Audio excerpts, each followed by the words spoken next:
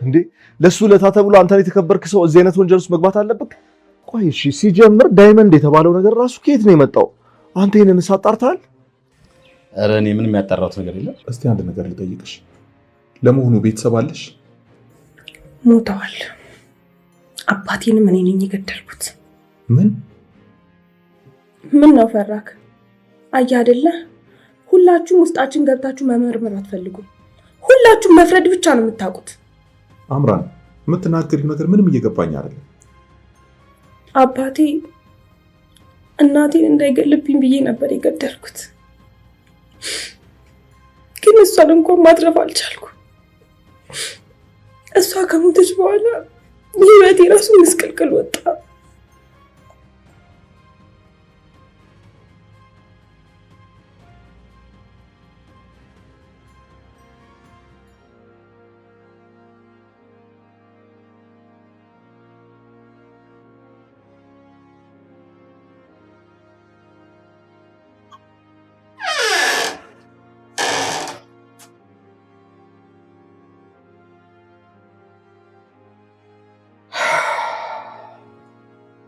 አዝናለሁ ፋንቱ። አንቺ በሌለሽበት ክፍልሽ ገብቼ ይሄን ማድረግ እንደሌለብኝ ያውቃለሁ። ግን ደግሞ ለሁላችንም የህሊና እረፍት ሲባል ይሄን ማድረግ የግድ ነው።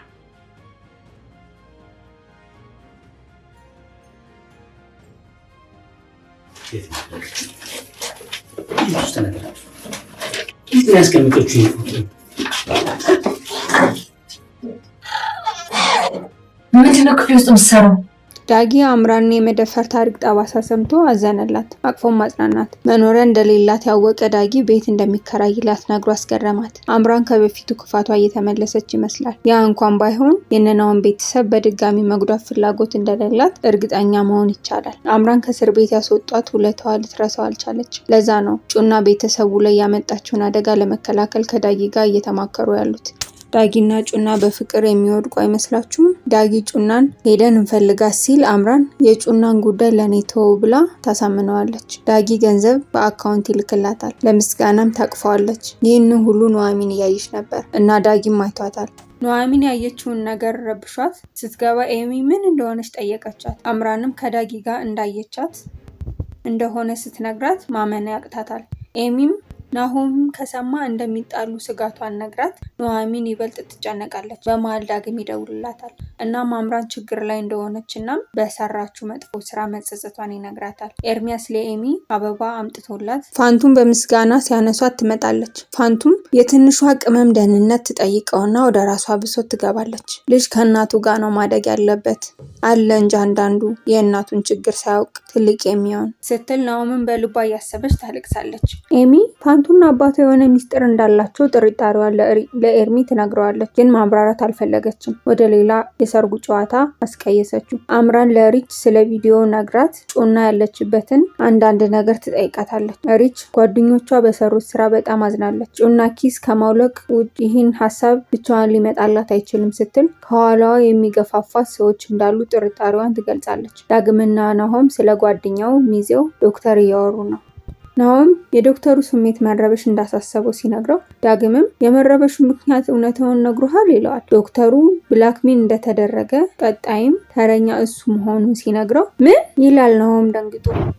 ጩና ከዶክተሩ ጋር ስልክ እያወሩ ነው። ዶክተሩ ለጓደኛሽ ነግሬያት ነበር፣ የጠየቃችውን ብር ብዙ ነው ይላታል። ጩናም እሷ ካንተ ጋር አደጋ ውስጥ ነች ስትል አምራን ንጹህ እንደሆነች ትነግረዋለች። ገንዘቡንም በአስቸኳይ እንዲያስገባላት ስትነግረው ዶክተሩ ከፈለግሽ ቪዲዮ ልቀቂ ብሎ ያስደነግጣታል። ግን ለእኔ ባታስቢ ለጓደኛሽ አታስቢም ይላታል። ጩናም አንድ ቀን ሰጥቻለሁ ያለበለዚያ ቪዲዮን ፖስተዋለሁ ብላ ስልኩን ጆሮ ላይ ትዘጋዋለች። ለአምራንም ምንም አይነት ርህራሄ እንደሌላት እንረዳለን።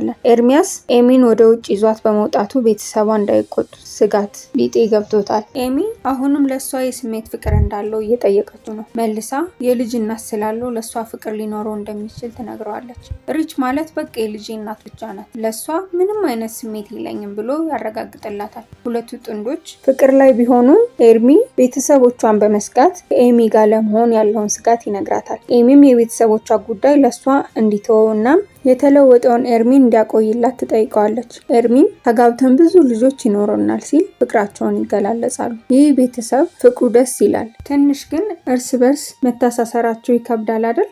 ኤርሚ ከሙሽራዋ ኑሐሚን ጋር ተኝቶ ያውቃል። አሁን ደግሞ የኑሐሚን እህት ጋር ፍቅር ውስጥ ናቸው። ምናልባትም አምራንና ዳግም በፍቅር ከተጣመሩ ደግሞ ሌላ ከዚህ በፊት ከኑሐሚንና ከኤርሚ ጋር የተኛ ሴት ዳግም ሊጠብሳት ማለት ነው። ከባህላችን አንጻር ይህን እንዴት ታዩታላችሁ? እናንተ ብትሆኑ የቀድሞ ወንድማችሁን ፍቅረኛ ታገባላችሁ? ሀሳብና አስተያየታችሁን በኮሜንት እያሳወቃችሁኝ። ከብዙ ጉትጎታ በኋላ ዳግም ለናሆም አምራን መለወጧን ምሳሌ ኤርሚያስን እያነሳ የእሱን ለውጥ አጣቅሶ ያሳምነዋል። ናሆምም ጥርጣሬውን እንዳለ ቢሆንም ግን አምራንን ብዙም አናቀርባትም አናርቃት ሲል ሁለት ልብ መሆኑን ይገልጽለታል። ሪች መንገድ ላይ ጠብቃ ጩናን ታገኛታለች። ጩናም ሀገር ሰላም ብላ በፈገግታ ሰላም ልትላት ስትል በጥፊ ትቀበላታለች። ጩናም አምራንን ስለዚያ ቪዲዮ እንደነገረቻት ታወቀች። ገንዘቡ የግድ ያስፈልገኛል ትላታለች። ሪችም ገንዘቡ የሰው ትዳር በመበጥበጥ ማግኘት እንደሌለባት የራሷን ያለፈ ታሪክ በመናገር ልታሳምናት ትሞክራለች።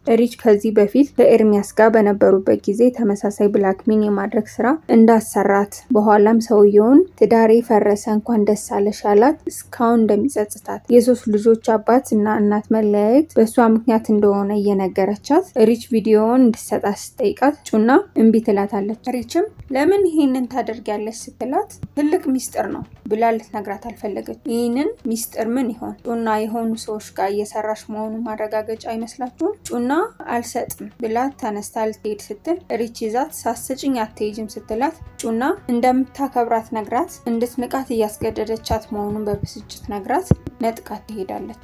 አምራን ዶክተሩ ስራ ቦታ መታከም ፈልጋለሁ ብላ ትመጣለች። ዶክተሩ አሁንም እንዳላመናት ያንን ቪዲዮ ስትቀርጽ ማንም እንዳላስገደዳት ሲነግራት በብስጭት አሁንስ ጩናን አንቄ ገድዬ ቪዲዮውን አጥፍቼ እጄን ለመንግስት መስጠት ከዛ ነፃ በወጣ ይሻለኛል ስትል ዶክተሩ ነፍስ አጥፍተሽ ነው ከህሊና ስር ነፃ መሆን የምችው ሲል ይነግራታል። ናሆም ከአባቱ ጋራ ስለ ዳግም አባት ብር መጠየቅ እየተማከሩ ነው። አቶ ላይኩን ለልጁ ያለውን ሁኔታ እያወሩት በሙሉ ያጫውታል። ብሩን ለምን እንደፈለገው ናሆም ሲጠይቅ ምን አውቄ ከእስር ቤት አመልጣለሁ ነው የሚለው። ናሆም በመገረም 2 ሚሊዮን ብር ጠይቆ ነው ከእስር ቤት የሚያመልጠው ሲል ምንም እንዳልተዋጠለት ይገልጽለታል።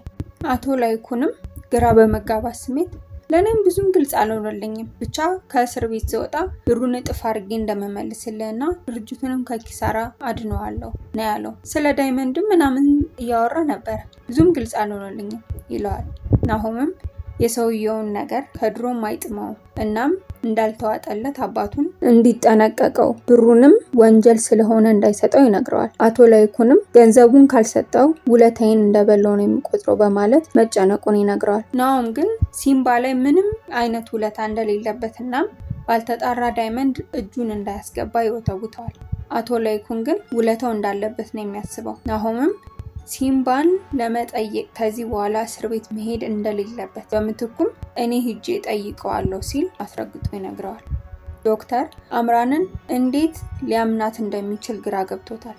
ቤተሰብ እንዳላት ሲጠይቃት ሙተዋል፣ አባቴንም እኔ ነኝ የገደልኩት ትለዋለች። በሰማውም ነገር ዶክተሩ ይደነግጣል። አምራን እናቷን ለመከላከል ብላ አባቷን መግደሏን ግን እናቷንም ማዳን እንዳልቻለች እናቷም ከሞተች በኋላ ህይወቷ ምስቅልቅሉ መውጣቱን እያነባች ትነግረዋለች። አቶ ላይኩን ያልተፈታለት የፋንቱን ማንነት እንቆቅልሽ ለመፍታት በሌለችበት ክፍሏ ገብቶ ይበረብራል። አቶ ላይኩን ፖርሷን እየበረበረ የት ነው ያስቀመጠችው ይላል። ድንገት ፋንቱ ወደ ክፍሏ ስትመጣ ምንድነው ክፍሌ ውስጥ ምን ታረጋለህ ብላ እሷ በሌለችበት ክፍሏ ውስጥ በመሆኑ ደንግጣ ትጠይቀዋለች። አቶ ላይኩንም ድንግጥ ብሎ ይቆማል። በቀጣይ ክፍል ምን የሚፈጠር ይመስላችኋል? አቶ ላይኩንስ ምንድነው የሚፈልገው? ሀሳብና አስተያየታችሁን ኮሜንት ላይ ያሳውቁ። ሰብስክራይብ በማድረግ ቤተሰብ ይሁኑ።